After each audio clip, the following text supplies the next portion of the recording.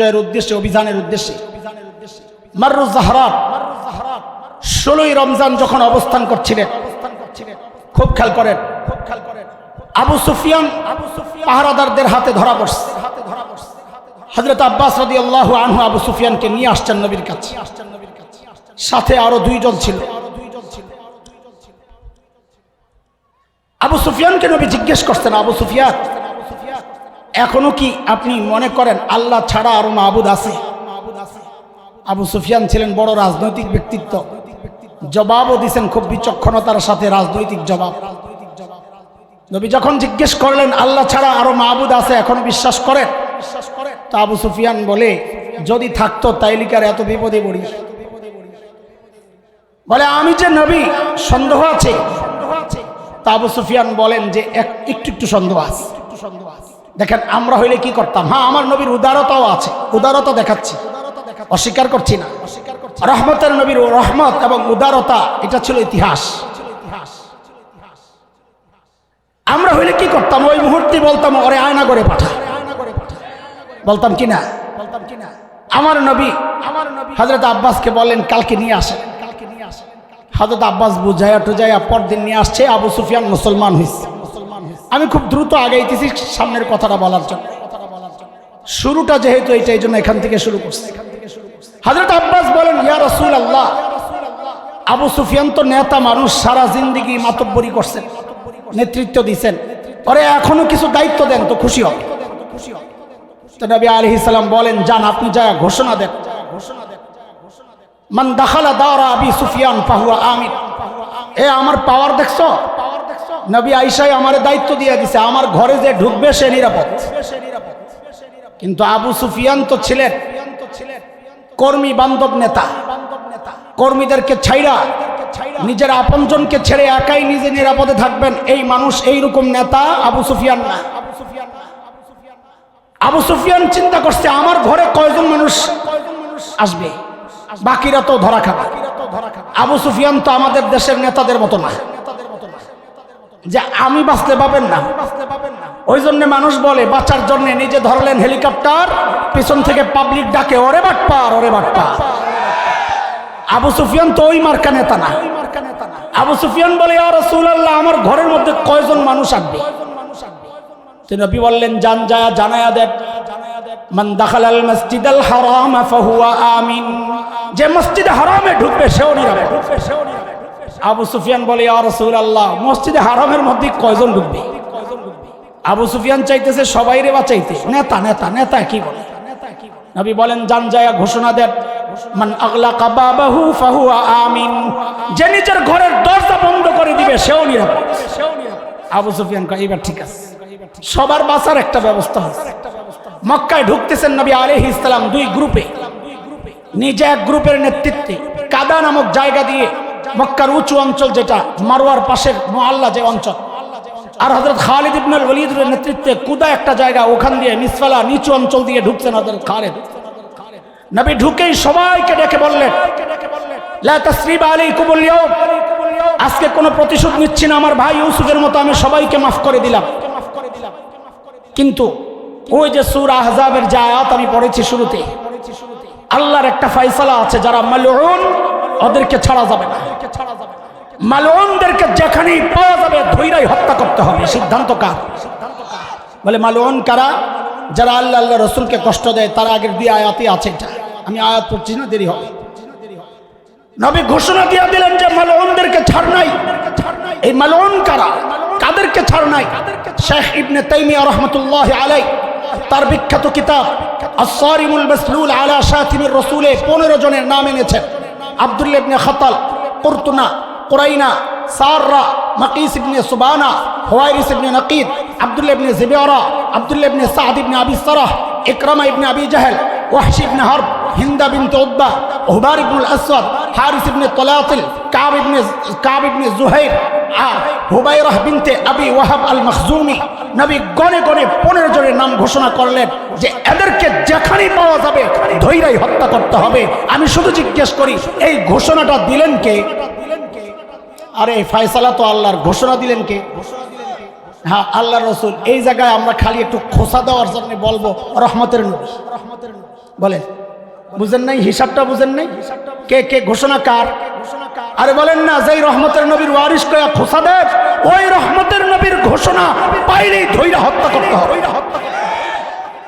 আব্দুল্লাহ ইবনে খাতাল সাহাবেরা তো হায় এত রাগ, 10 টন রাগ আছিল মক্কাবাসীর। বিলি করলে হয়তো কেজি কেজি করে পড়তো। এখন মাত্র 15টা, তো এক একটার ভাগে তো বহু টন। হ্যাঁ, বহু রাগ। দেখেন না, কাউরে পায় না। সীমান্তে 2-4টারে পাইলে সাপের মতন পিটাইয়া কলা পাতায় সহায়ত। আর দেখেন না এই কালামানিককারে লাঠি দিছে দিছে, পিছন দিয়া না দিয়া মহব্বত করে সামনে দিয়ে দিছে, জীবনের আশা ভরসা সব বাদ। দেখেন না এগুলা? কারণ সব রাগ এক জায়গায় উঠছে। তার এমনই শাস্তি হওয়া উচিত। একজন নির্দোষ মানুষ, তারা যেই আসামি করেছে, আল্লামা দিলওয়ার হোসেন সাঈদী রাহিমাহুল্লাহ, আমাদের সাথে কিছু মতপার্থক্য থাকতে পারে, রাজনৈতিক মতপার্থক্য থাকতে পারে, কিন্তু মানুষটা মজলুম ছিলেন। এই মানুষকে ফাঁসিতে ঝুলানোর জন্য এই কুলাঙ্গার যেভাবে প্রতিবাদে সোচ্চার হয়েছিল, আমরা বলি শুধু লাঠি দিয়া সামনেরটা বাতিল করে না, ওরে রাজপথে উল্টা ঝুলাইয়া টুকরা টুকরা করে কুত্তা দিয়া খাওয়ানো দরকার ছিল। আব্দুল্লাহ ইবনে খাতাল যায় কাবার গিলাফ দিয়া নিজেরে জড়াইছে। কাবার গিলাফ দিয়া কেন জড়াইলো? কারণ ও মনে করছে কাবারে মুসলমান মহব্বত করে, তো গিলাফ দিয়া জড়াইলে কাবার ইজ্জতে মনে হয় আমারে ছেড়ে দিব। ওই যে এখন যাব,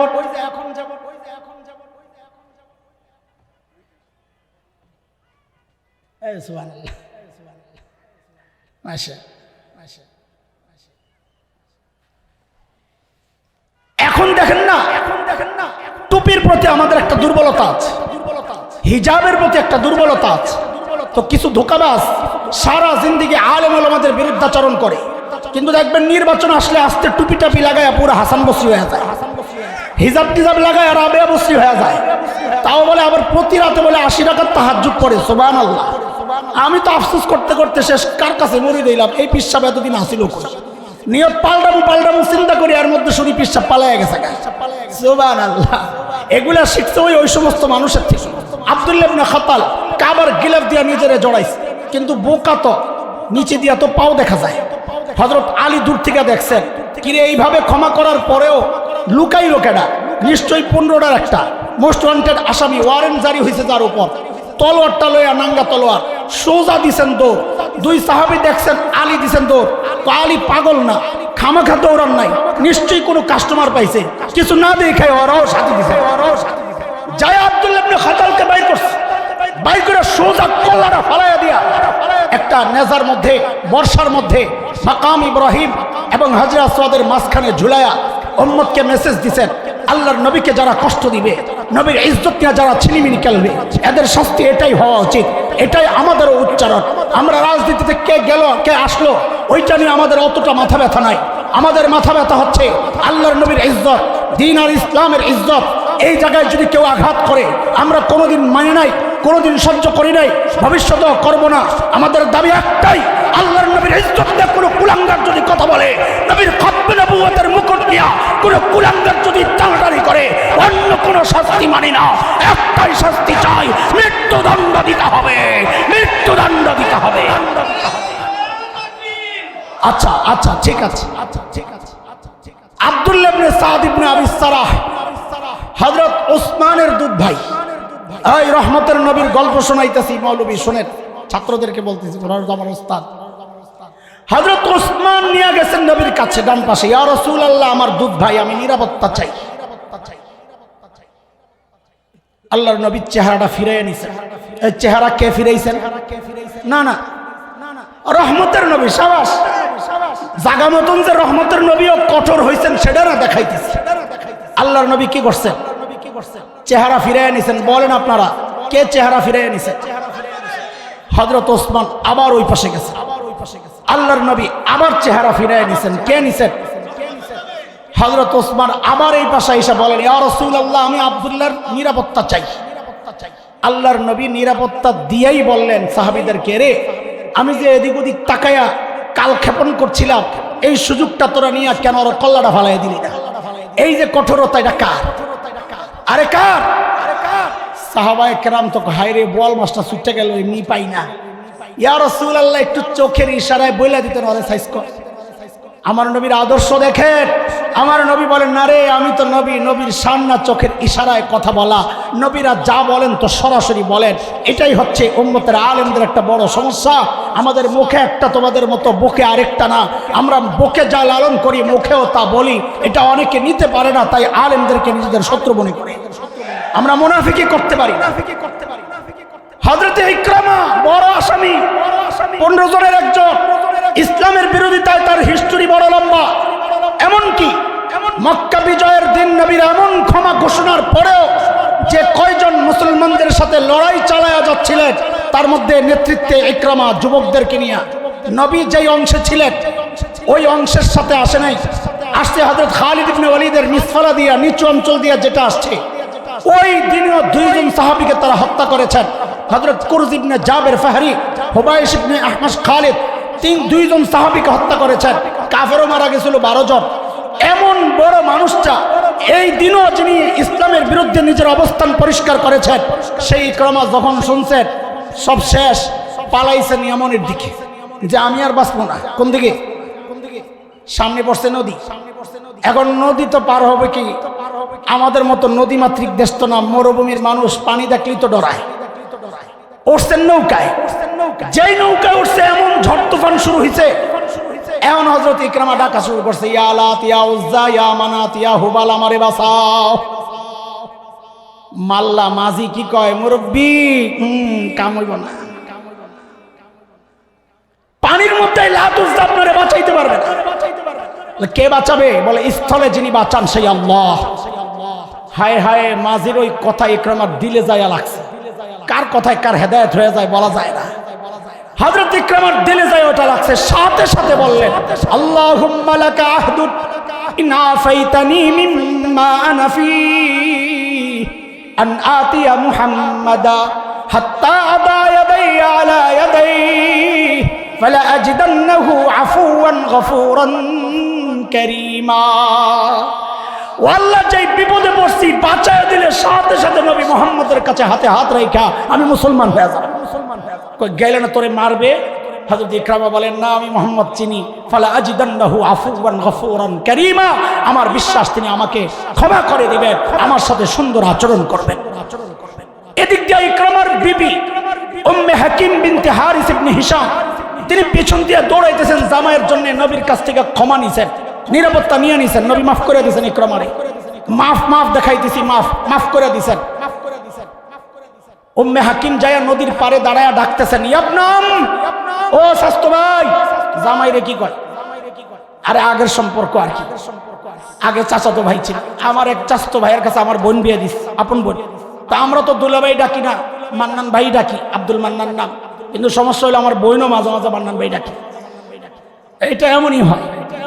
ইকরামার বিবি ডাকতেছেন, ইয়াবনাম ইন্নী ক্বাদ জিতু মিন ইনদি আবাররিন নাস ওয়া আওসালিন নাস ওয়া খায়রিন নাস ক্বাদ ইসতামানতু লাকা রাসূলুল্লাহ সাল্লাল্লাহু আলাইহি ওয়াসাল্লাম ফালা তুহলিক নাফসাক। ও আমার ভাই, আমি এমন একজন মানুষের কাছ থেকে এসেছি যিনি সবচেয়ে ভালো মানুষ, সবচেয়ে উন্নত চরিত্রের, সবচেয়ে উদার এবং আত্মীয়তার সম্পর্ক মূল্য দেওয়ার ক্ষেত্রে সবচেয়ে দায়িত্বশীল। তার কাছ থেকে তোমার জন্য নিরাপত্তা নিয়ে আসছি, সুতরাং তুমি নিজেকে ধ্বংসের মুখে ঠেলে দিও। জামাইরে লইয়া, মুসলমান হইছে জামাই, মক্কার দিকে রওনা দিছে। আমার নবীর আখলাক দেখেন, মক্কার দিকে রওনা দিছে।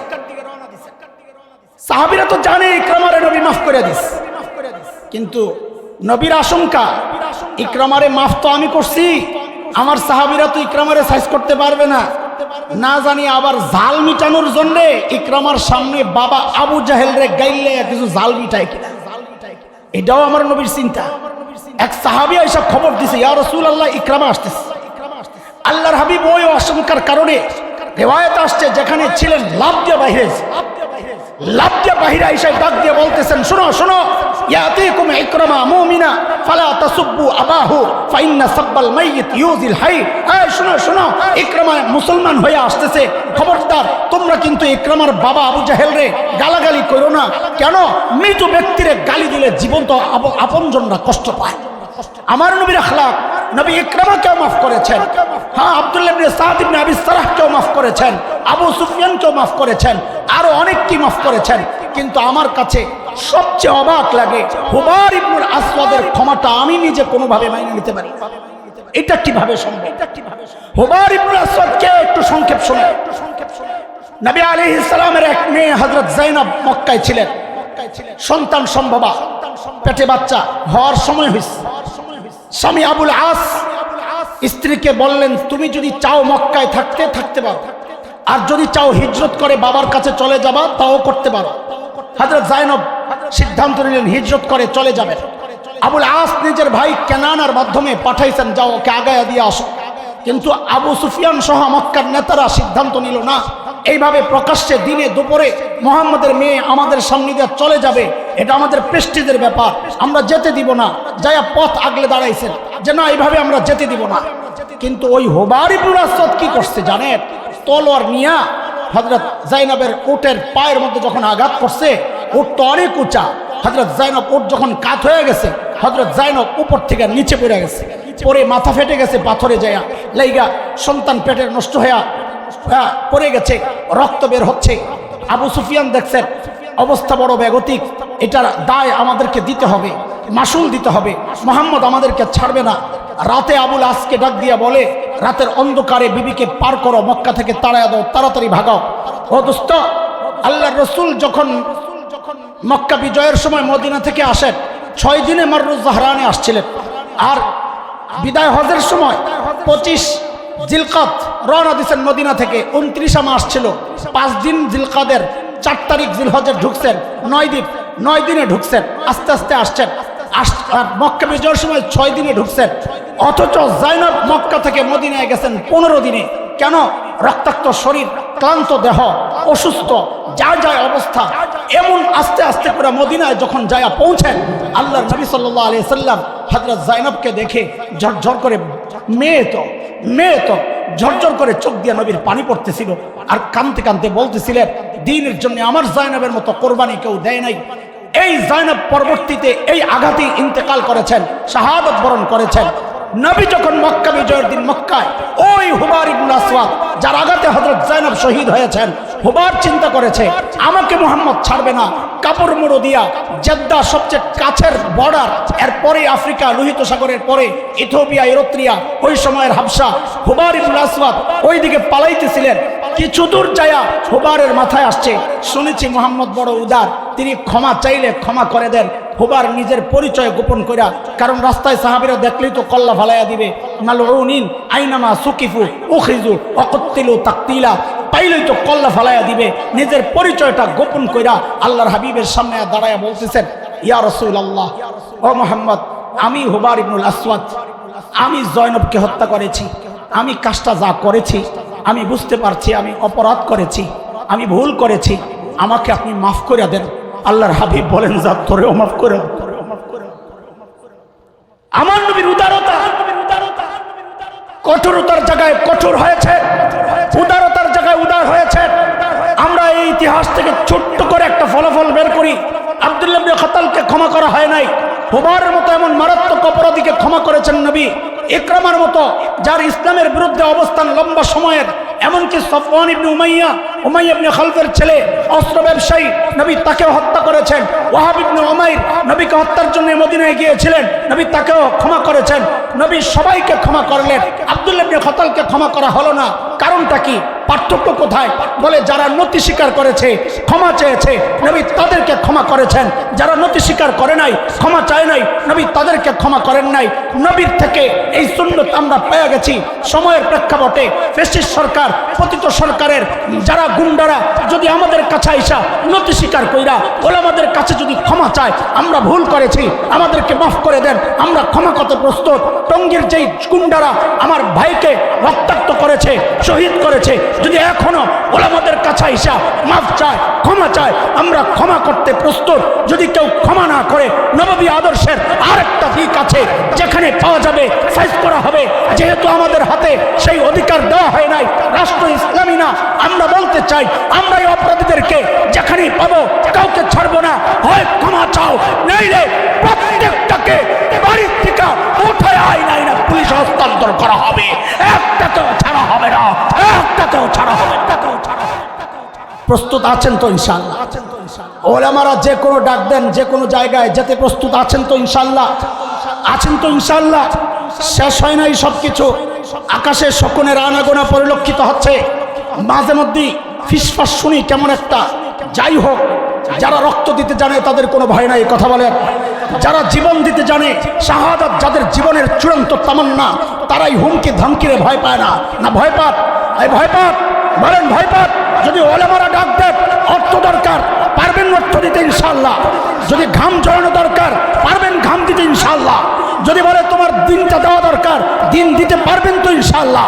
কিন্তু যদি আর আমাদের বড়রা যদি ডাক দেন, না এখন তো অপারেশনের টাইম হয়ে গেছে, এখন আর উদারতার সুযোগ নাই, এখন সম্মুখ লড়াইয়ে নামতে হবে, তখন যদি মনে হয় আপনার কল্যাণ দরকার, ও মুসলমান, ওলামাদের সামনে আল্লাহকে সাক্ষী বানায় বলো, দিন রক্ষার জন্যে, স্বাধীনতা সার্বভৌমত্ব রক্ষার জন্যে কে কে জীবন দিতে প্রস্তুত? আল্লাহু আকবার।